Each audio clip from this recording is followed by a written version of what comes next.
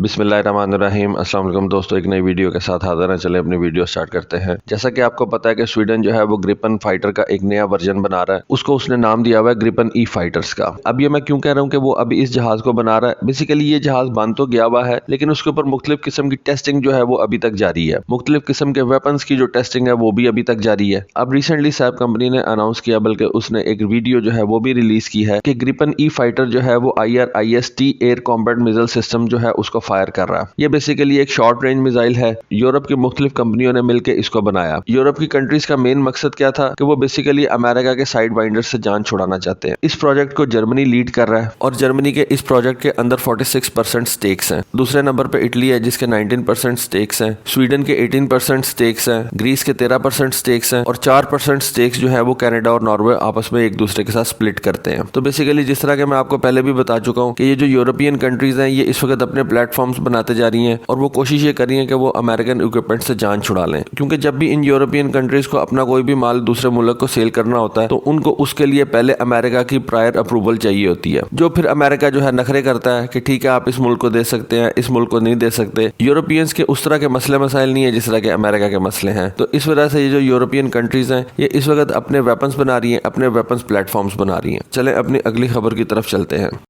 Poland की defence ministry ने announce किया कि वो 250 M1A2 एब्राम टैंक्स जो हैं उनको परचेज करने जा रही है। और पोलैंड की डिफेंस मिनिस्ट्री ने कहा कि हम बेसिकली रशिया की मिलिट्री कैपेबिलिटीज को जो है काउंटर करने के लिए ये 250 टैंक्स खरीद रहे हैं। उन्होंने कहा कि ये इस वक्त दुनिया के मोस्ट मॉडर्न टैंक्स हैं और ये जो वर्जन हम परचेज कर रहे हैं एब्राम टैंक्स का, ये इस वक्त एब्राम टैंक्स का सबसे ज्यादा एडवांस वर्जन है। और इस स्टेटमेंट के अंदर उन्होंने नाम लेके कहा है कि हम रशिया के T-14 अर्माटा टैंक को जो है इससे काउंटर करेंगे। अब बेसिकली जब भी कोई भी कंट्री जो है वो कोई इक्विपमेंट लेती है, कोई जहाज लेती है, कोई शिप लेती है या कोई टैंक वगैरह लेती है, तो वो ये नहीं कहती कि हम दूसरी कंट्री के इस जहाज को या इस टैंक को या इस सबमरीन को काउंटर करने के लिए इसको परचेज कर रहे हैं। ये वो ऐसी स्टेटमेंट्स नहीं देती। ऑब्वियस बात होती है लेकिन ऐसी स्टेटमेंट दी नहीं जाती। लेकिन पोलैंड ने स्टेटमेंट के अंदर रशिया के T-14 अर्माटा टैंक का नाम लिया है। ये एक बड़ी सिग्निफिकेंट बात है। इस वक्त पोलैंड के पास जो मोस्ट मॉडर्न टैंक्स हैं वो जर्मनी के बने हुए लेपर्ड टैंक्स हैं। इन M1A2 एब्राम टैंक्स की जो डिलीवरी है वो 2022 के अंदर स्टार्ट हो जाएगी पोलैंड को। अब मैं आपको थोड़ा सा पोलैंड का बता दूं, ये जो पोलैंड मुल्क है ना, इसके अंदर एक सिटी है वार्सा। ये जो वार्सा सिटी है ये पोलैंड का कैपिटल है। जिस तरह से आपको पता है कि एक दुनिया के अंदर मिलिट्री अलायंस है नेटो का, इस तरह से कोल्ड वॉर के अंदर एक और मिलिट्री अलायंस होता था, उसका नाम था वार्सा पैक्ट। ये जो वार्सा पैक्ट था ये बेसिकली सोवियत यूनियन की एलाइड कंट्रीज के दरमियान था, यानी कि एक तरफ नेटो होता था, दूसरी तरफ वार्सा पैक्ट होता था। इससे ये जाहिर होता है कि उस वक्त पोलैंड जो था वो पूरे का पूरा सोवियत यूनियन के कैंप में था। और आज पोलैंड जो है वो रशिया के टैंक का नाम लेके कह रहा है कि हमने इस टैंक को जो है काउंटर करना है। देखिए दुनिया कितनी ज्यादा चेंज हो चुकी हुई है, पोल्स कितने ज्यादा चेंज हो चुके हुए हैं। एक कंट्री जिसका दारुल हुकूमत जो था, जिसके नाम के ऊपर एक मिलिट्री अलायंस था वार्सा पैक्ट, आज वो कंट्री जो है वो नाम लेके कहती है कि हमने उस मुल्क का जो ये वाला टैंक है इसके खिलाफ ये वाले टैंक परचेज कर रहे हैं। और थोड़ा सा आपको और बता दूं कि इस वक्त पोलैंड के पास जो पुराने T-72 टैंक्स हैं, ये M1A2 एब्राम टैंक्स जो है ये इन T-72 टैंक्स को रिप्लेस करेंगे। चलें अपनी अगली खबर की तरफ चलते हैं।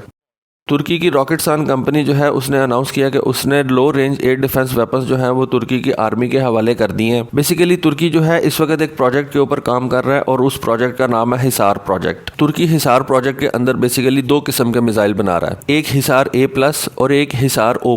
तुर्की ने अपनी आर्मी को हिसार A+ जो है वो फराहम कर दिए हैं। ये बेसिकली वो वाला मिसाइल है जो कि लो रेंज वाला है। हिसार O+ मिसाइल जो है वो बेसिकली मीडियम रेंज का मिसाइल है और उसकी प्रोडक्शन जो है वो तुर्की ने अब स्टार्ट कर दी है। पिछले दिनों तुर्की ने हिसार O+ मिसाइल का एक तजर्बा भी किया था। इस हिसार O+ ने अपने टारगेट को हाई एल्टीट्यूड के ऊपर जाके हिट किया था और तुर्की ने कहा कि ये जो हिसार O+ वर्जन है जो कि लॉन्गर रेंज वर्जन है, ये 2024 के अंदर इसकी प्रोडक्शन कंप्लीट होगी और 2024 के अंदर इसको हम अपनी आर्मी के हवाले करेंगे या एयरफोर्स के हवाले करेंगे। हिसार A+ जो कि इस वक्त शॉर्टर रेंज वर्जन जो कि उन्होंने अपनी आर्मी एयरफोर्स को दे दिया है, उसकी रेंज 15 किलोमीटर है और हिसार O+ जिनकी प्रोडक्शन अब तुर्की ने स्टार्ट की है उसकी रेंज 25 किलोमीटर है। ये जो हिसार एयर डिफेंस मिसाइल्स हैं ये बेसिकली मिलिट्री बेसिस को प्रोटेक्ट करते हैं, पोर्ट्स वगैरह को प्रोटेक्ट करते हैं और दूसरी गवर्नमेंट इंस्टॉलेशंस को प्रोटेक्ट करते हैं और ये 360 डिग्रीज के ऊपर जो है वो कवरेज दे सकते हैं। जिस तरह से S-400 फायर होने के बाद किसी भी डायरेक्शन के अंदर जा सकता है, ये टर्किश मिसाइल जो है ये भी फायर होने के बाद 360 डिग्रीज के ऊपर किसी भी डायरेक्शन के अंदर जा सकते हैं। उसके बाद अगली खबर जो है वो इजराइल के काउंटर ड्रोन सिस्टम के हवाले से है। अब इजराइल की एरोस्पेस इंडस्ट्रीज ने बताया कि उन्होंने अपने कुछ यूएवी ड्रोन गार्ड सिस्टम जो है उनको सेल किया है एक साउथ एशियन कंट्री को। अब साउथ एशिया के अंदर जो कंट्रीज आती हैं उनका नाम मैं आपको बता देता हूँ। अफगानिस्तान, बांग्लादेश, भूटान, इंडिया, नेपाल, पाकिस्तान, श्रीलंका और मालदीव्स। ये जो कंट्रीज हैं इनको साउथ एशियन कंट्रीज कहा जाता है। अब जैसा कि आपको पता है कि अफगानिस्तान, बांग्लादेश और पाकिस्तान के साथ तो इजराइल के कोई भी डिप्लोमेटिक ताल्लुकात नहीं है। पीछे रह जाता है नेपाल, भूटान, इंडिया, श्रीलंका और मालदीव्स। श्रीलंका ने रिसेंटली जो है इजराइल के साथ एक मुआहदा किया है कि वो मैंने आपको खबर भी दी थी कि इजराइल जो है वो श्रीलंका के 50 कैफिर जहाजों को जो है वो अपग्रेड करेगा। इट मींस कि श्रीलंका और इजराइल के ताल्लुकात जो है वो ऐसे हैं कि वो एक दूसरे के साथ कोई मुआहदा कर सकते हैं। उसके बाद कंट्रीज रह जाती हैं भूटान और नेपाल और इंडिया। अब भूटान को भी इतने ज्यादा कोई सिक्योरिटी चैलेंजेस नहीं है, नेपाल को भी इतने ज्यादा कोई सिक्योरिटी चैलेंजेस नहीं है और इन दोनों कंट्रीज के पास को इतने ज्यादा पैसे भी नहीं है। पीछे रह जाता है इंडिया। तो लोग इस वक्त ये समझ रहे हैं कि ये जो UAV drone guard system Israel ने सेल किया है ये उन्होंने इंडिया को सेल किया। अब ये जो इजराइल की कंपनी है इजराइल एरोस्पेस इंडस्ट्रीज, इसने 2017 के अंदर भी इंडिया के साथ बिजनेस किया था और तकरीबन $2 बिलियन के जो कॉन्ट्रैक्ट थे वो हासिल किए थे। और कुछ लोग ये कह रहे हैं कि ये जो डिफेंस एक्सपो कॉन्फ्रेंस हुई थी इंडिया के अंदर, इसके अंदर इस ड्रोन गार्ड सिस्टम की सेल के ऊपर इंडिया और इजराइल के दरमियान बातचीत हुई थी। इस वक्त इजराइल की ये जो कंपनी है ये तकरीबन 200 ड्रोन गार्ड सिस्टम जो है वो दुनिया के अंदर सेल कर चुकी है। ड्रोन्स और ड्रोन्स टेक्नोलॉजी के हवाले से जो भी इस वक्त इक्विपमेंट दुनिया के अंदर है उनके अंदर अमेरिका, इजराइल और चाइना को समझा जाता है। तो पॉसिबिलिटी यही है कि ये जो ड्रोन गार्ड सिस्टम्स हैं ये इजराइल ने इंडिया को सेल की हैं। तो दोस्तों ये थी आज की वीडियो। होपफुली आपको आज की वीडियो और इन्फॉर्मेशन पसंद आई होगी। आज के लिए बस इतना ही। Thank you. Allah Hafiz.